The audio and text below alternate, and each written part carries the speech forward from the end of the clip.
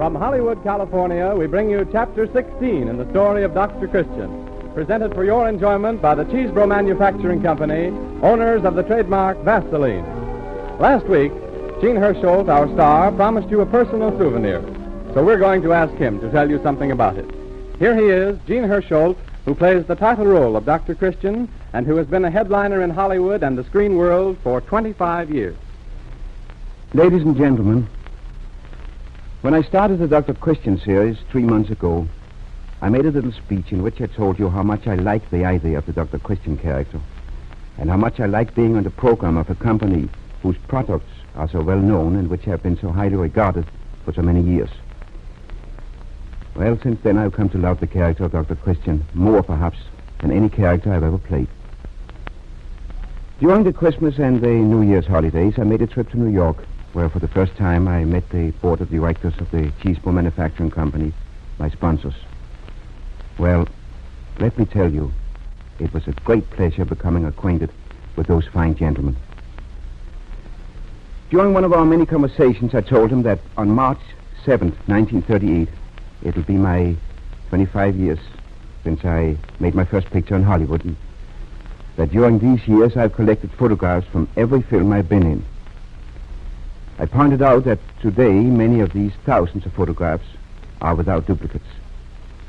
And it was suggested that a book with photos of some of the most outstanding pictures in which I have appeared during these 25 years be made up for admirers of the Dr. Christian series. Well, the book is now ready, and Art Gilmore, your announcer, will tell you how to get it. It's really been a lot of fun to selecting these still pictures from my collection. Together they constitute a cavalcade of Hollywood.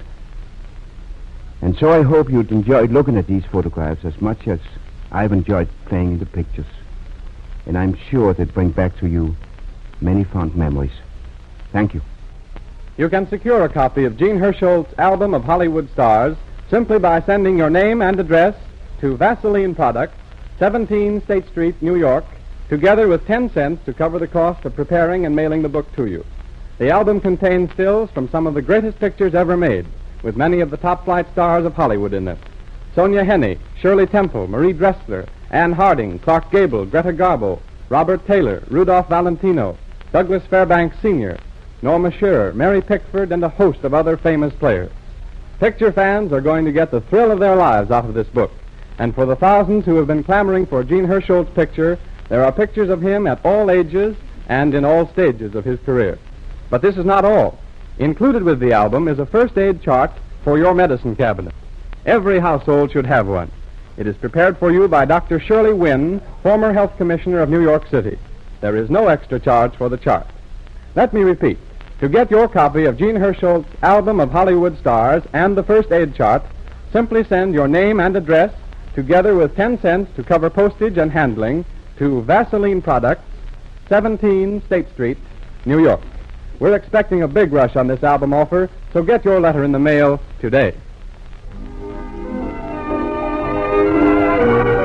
Let us see now what Dr. Christian's story is for this afternoon. We find his office warm and brightly lighted, with Judy closing up her typewriter for the day and Bill Conway waiting for her. Roy Davis enters.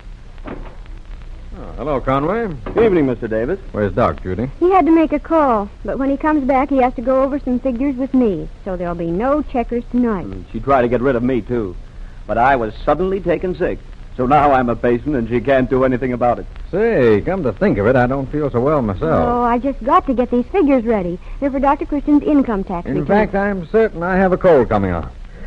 Oh. Cold? Look at me. Pneumonia. Oh, that's nothing. I've got double pneumonia. I never do things by half. Now, listen. Well, what is this? A meeting or something? Dr. Christian... Look, Doctor, don't you know that having an unsympathetic office girl is the quickest way to lose a patient? Who's losing the patients? I am.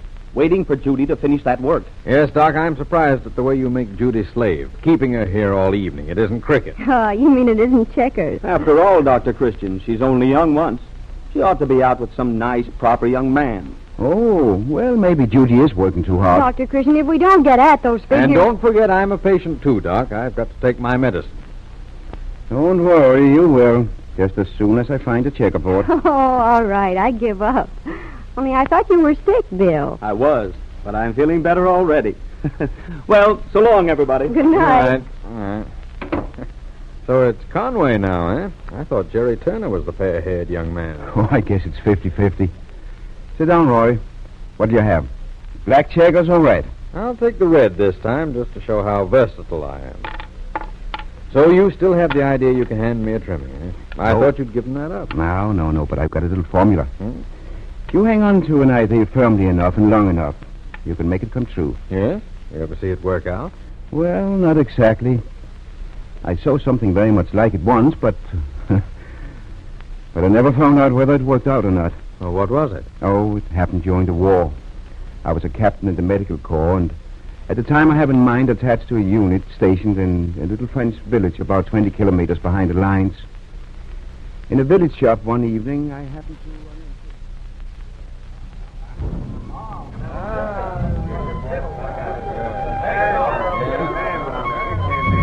There they go again. Keep your shirt on, Slim. You ought to be glad they ain't dropping them on us. I always figure if a shell's got their name on it, it'll find you, and if it hasn't, it won't. Hey, got some cognac. Play too sweet. Trouble with these Frenchmen, they don't understand their own language. Well, anyway, we might as well get used to it, little Straffen. I hear we're moving up tomorrow. There'll be plenty of it up there. Okay, all you enlisted men, back to your billets. For Pete's sake. You coming, Slim? Yeah, in a minute. What's the matter, son? Never mind, you don't have to stand to attention. I'm just a doctor. New here, aren't you? Yes, sir. Our outfit came in last Monday. We're moving up tomorrow. So I hear. It'll be different up there. It'll be exciting. You know, the waiting is the worst part of it. Gives you time to think and to imagine things. Yes, sir. Don't they ever stop that firing? 3 days of it, 3 days. Someday it'll stop. Someday it'll all stop, and the war will be over. I don't think it'll ever be over.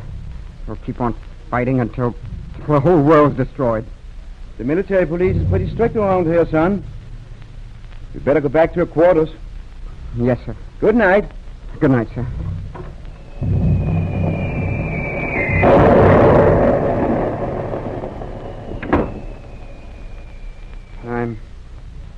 I'm not going back. Oh, there's no danger. Those shells are dropping miles away from here. I'm not afraid of the shells.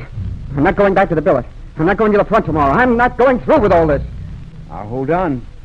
Fighting a war is one job you can't quit. Why should I fight? Because you're a soldier. Oh, no, I'm not. I'm a farmer. I didn't want any war. I haven't any reason for going out and killing somebody. There's no sense to it. War doesn't make sense. But just the same, you have to do what they tell you to do. But we're all fools. A smart coward can always get a fool to do his fighting for him.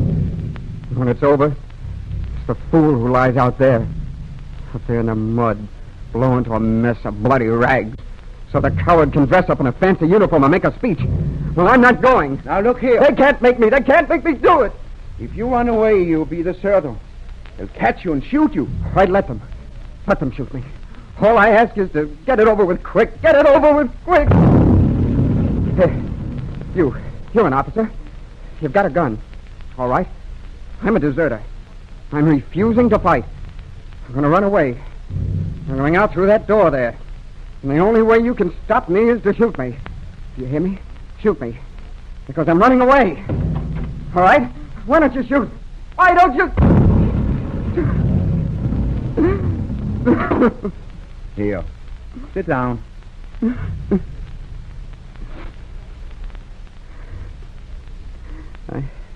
I guess you must figure I'm pretty yellow. If being afraid is yellow, then we're all yellow. Only some of us keep from showing it. When I first came here, I was scared to death, and I'm still scared to death. But there's nothing you can do about it, so try to think of something else. And if you try real hard, you can forget it, and at least for a little while, almost forget it. Where are you from, son? Indiana. Uh-huh. What town? You wouldn't know it. You on a farm there? Yeah, with my folks. I was born on a farm. Tell me about it. Well, it's on the Wabash River. Our place runs right down to the water. Well, that makes it pretty handy for swimming. Yeah, especially in the summer when you're working in the fields. If I ever own a farm, it'll be along the river, just like the Wabash. How's the fishing? Pretty good. I used to do a lot of fishing when I was a kid. All day sometimes. I remember how it used to be. Cutting across the fields on my way home. The sun would be going down and it'd get kind of dark. And lightning bugs would be flicking in and out among the sycamore trees. And pretty soon I'd come to the lane. You could see the house. There'd be smoke coming up out of the chimney. And I'd know Ma was getting supper ready. Gee, you're going back there. You're going back. Oh, you mustn't let that idea out of your mind for one instance. You see, son, sometimes if you can hang on to an idea firmly enough and long enough, you can make it come true. Yeah, I kind of get what you mean, Doc. And I won't forget. You go back to your billet now. See this thing through. And when you get a little bit scared, remember that the man alongside of you is just as scared as you are. We're all in the same boat. Well, I don't feel so scared now. You see, my little formula is working already. I'm quartered here upstairs over the shop. If you have time in the morning before you leave, come in. All right. Any men in here? Hey, why aren't you in your quarters? It's my fault, Sergeant. I detained him. Okay, sir. All right, buddy. Back to your quarters and fall in with your company under arms. We're moving up. Tonight? Yeah, right now. So you better make it snappy. Good luck, son. Goodbye, Doctor.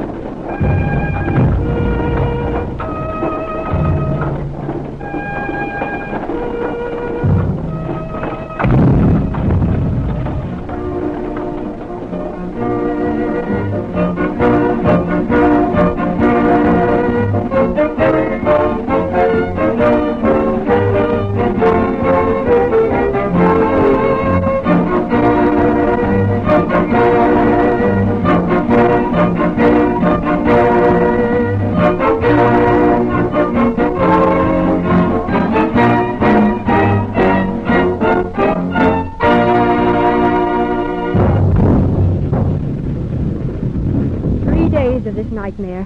Will it never end? We're bringing in some more wounded. Where can we put them? Heaven knows. The church is filled from wall to wall now. Wonder what them saints think looking down on a place of holy worship made into a dressing station and outside thousands of men bumping each other off. They thank God for good doctors like Captain Christian. The man's a marvel.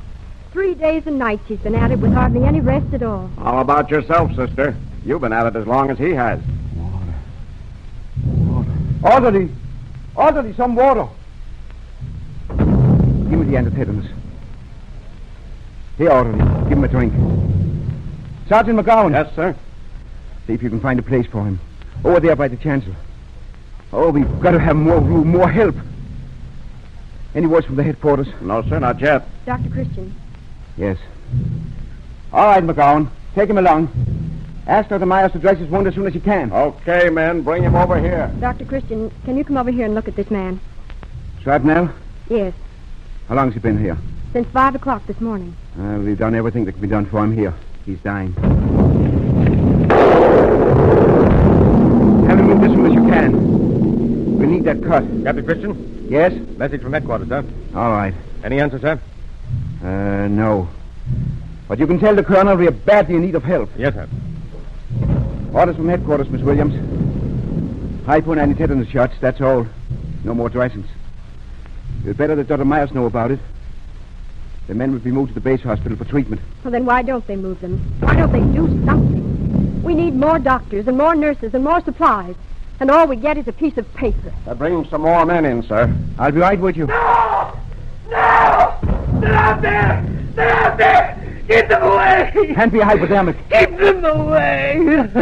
This needle is all shut. Don't use it again. Machine guns. Machine guns. Now the antitetanus. They're out there. Behind that ridge. Machine guns. They're out there. All right, take him along. Machine guns. Machine guns. Bring up the next man. Here, I think this needle is all right. He looks like he's done for. Yes. Yes, he'll be dead before they get him to the base hospital. We might as well... Wait. Why, I know this boy. Who is he? I don't know his name, except that they call him Slim. But I was talking to him the other evening at the wine shop. He was telling me about his home in Indiana. Poor guy. I guess he'll never see that again. And it's all my fault. Your fault? Yes, because I sent him out there to die. He was going to run away, and I stopped him. Tell Miss Williams I want her. Yes, sir. Some of you men clear off this table. Move that stuff any place. Lay it on the floor. All right. Put him on the table. Oh, be careful, can't you? Be careful. Move him. Move a little way this way. Under the light. You want me, Doctor? Is there any ether left? Yes, Doctor. Bring some and an ether cone. I'm going to operate. You're going to... Don't stand there. Hurry. But the orders are only to give anti-tetanus shots. I don't care what the orders are. There's a chance of saving this boy's life. You think I'm going to let orders stop me? But they'll find out about it. They'll find out as soon as he gets to the base hospital. You will be court-martialed. Do as I tell you. Get that ether. I'm going to operate.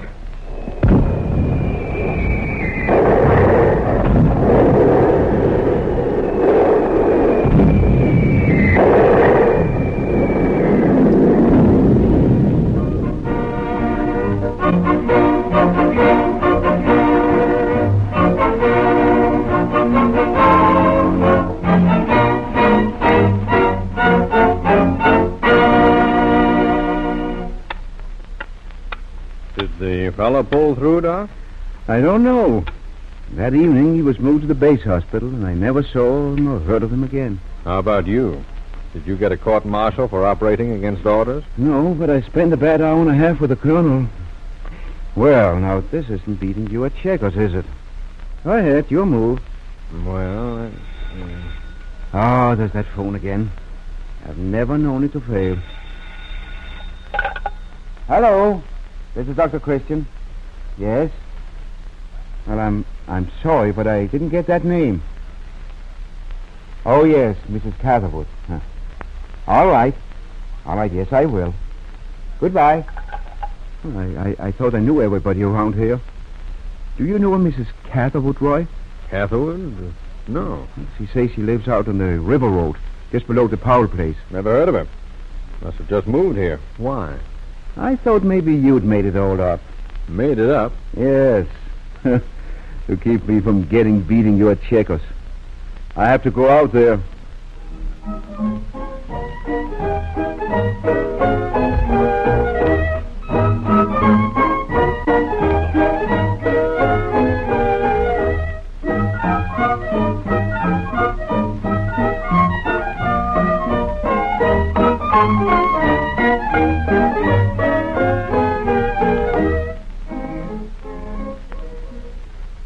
Better talk out here in the kitchen, Mrs. Catherwood. You don't want him to hear? He's sleeping. No use disturbing him just yet. Anyhow, I want you to fill a basin of hot water. Yes, Doctor. When did your husband cut his arm? Oh, it must have been 10 days ago. It wasn't a bad cut.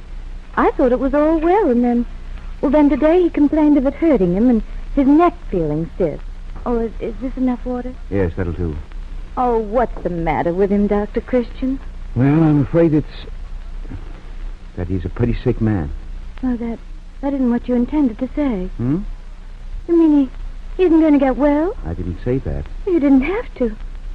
Oh, I know what you meant. I could tell it when you looked at his arm.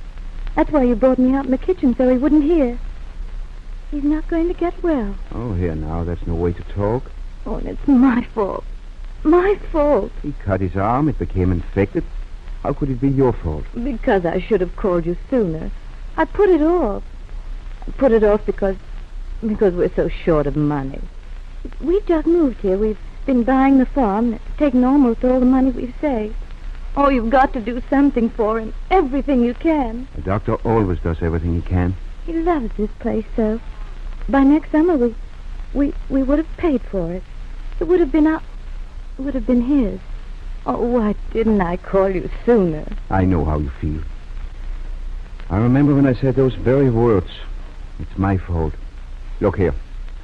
I'll tell you what I was going to say. I'm afraid of testing the tetanus. Oh. In fact, there's hardly any doubt. I saw too much of it during the war not to know. But it can be cured, can't it? It can be cured. It can be prevented if it's treated in time. If I'd only known, if I'd only realized, but... Well, it was such a little cut, and we were so hard up. He worked and saved and gone without things so that someday he could have a little farm. A little farm by the river. And now when he has it, I let him die. Oh, isn't there anything you can do? Anything? Yes, and I'm going to do it. I can open and drain the wound and give him anti-tetanus. But I can't be sure if it'll do any good now. He still might die. It'll require some power beyond mine if he gets well. Bring the water. Put the basin here, where it'll be handy. I think I'd better cut his sleeve right off. Hand me those scissors. Oh, he's waking up. It's the doctor, darling. Do you think you can stand it to see a little surgery? Oh, yes. Then you can help me. Roll up his other sleeve. I'll give you a hypodermic first.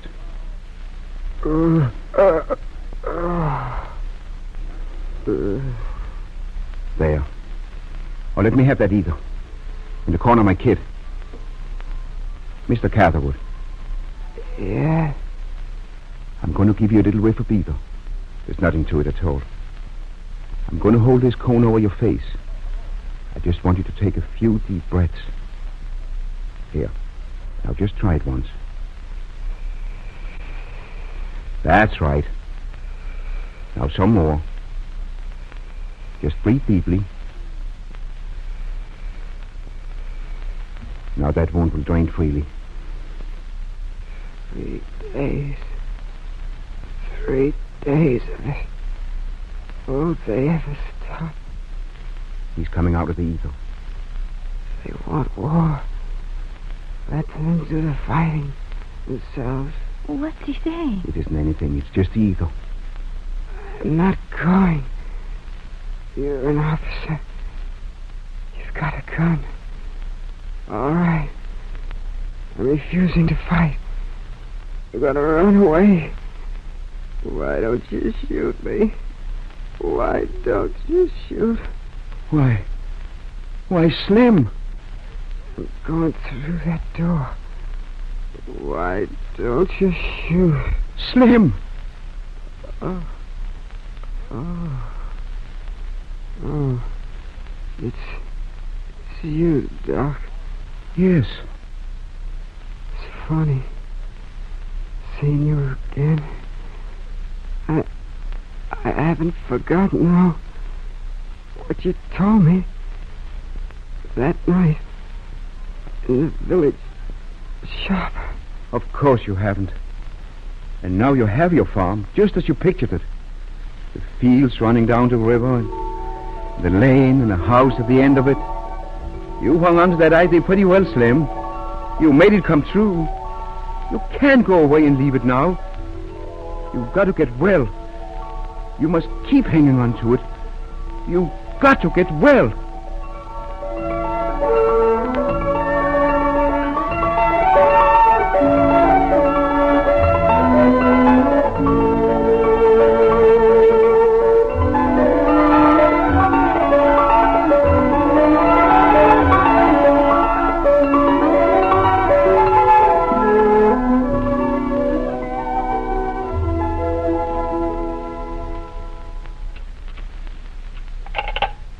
Dr. Christian's office?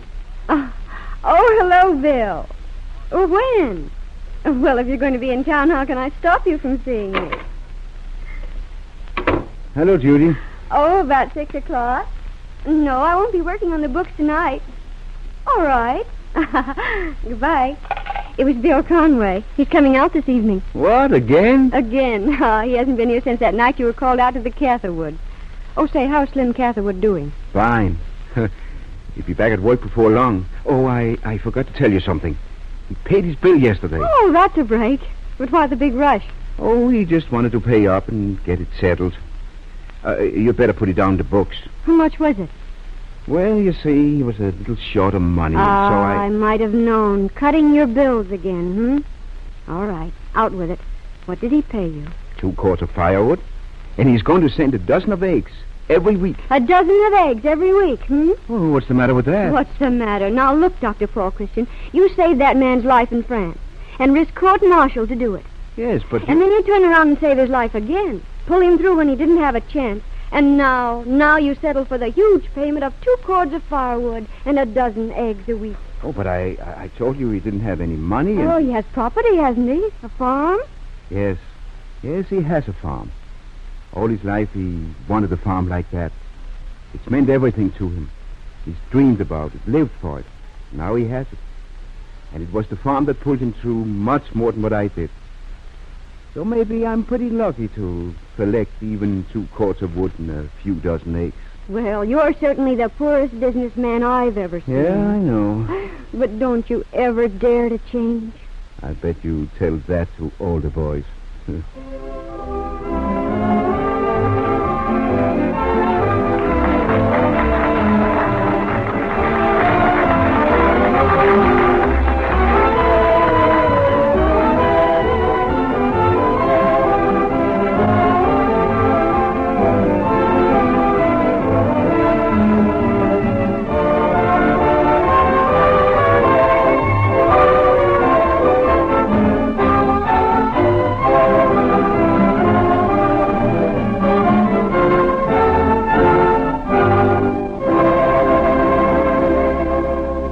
Jean Hersholt, starred in the title role of these Dr. Christian stories, has prepared for you a unique and interesting souvenir. A beautiful album of Hollywood stars containing 36 marvelous pictures to commemorate his 25 years in Hollywood. Among the pictures in the album are stills from some of the greatest motion pictures ever made. Practically all the top-flight Hollywood stars appear in these pictures, too, making the album a real cavalcade of Hollywood. You or anyone can get a copy of Jean Hersholt's album by sending your name and address and 10 cents to defray cost of preparation and postage.